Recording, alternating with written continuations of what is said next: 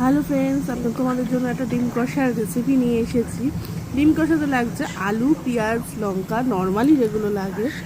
আলু সেদ্ধ করে রেখেছি, ডিম সেদ্ধ করে রেখেছি, তার সাথে লাগছে তো নুন, হলুদ, চিনি, জিরে গুঁড়ো, লঙ্কার গুঁড়ো। এগুলো তো কমন, সবাই জানে। এটা নর্মালি ডিম কষা কী কী লাগে সেটা সবাই জানে। তাও আমি একটুখানি মানে চটজলদি কীভাবে করি সেটাই আমি কীভাবে করি সেটাই আমি তোমাদের জাস্ট দেখাচ্ছি। কড়াইতে তেল গরম করে ডিমগুলো আমি জাস্ট ভেজে নেবো। ডিম আলু আমি দুটোই আলাদা আলাদা করে ভেজে নেবো। সরষের তেল গরম হয়েছে, আমি নুন আর হলুদ দিচ্ছি। দিয়ে একটু তেলটা যেই গরম হয়েছে, নুন হলুদ দেওয়ার পরে আমি ডিমগুলো ছাড়বো। ডিমগুলো দেওয়ার পর ডিমগুলো ভাজা হবে। আমি একটু কম ভাজি।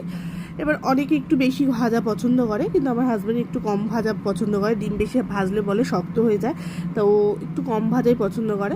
তা আমি একটু কম ভেজেই তুলে ফেলবো। তুলে আলুটা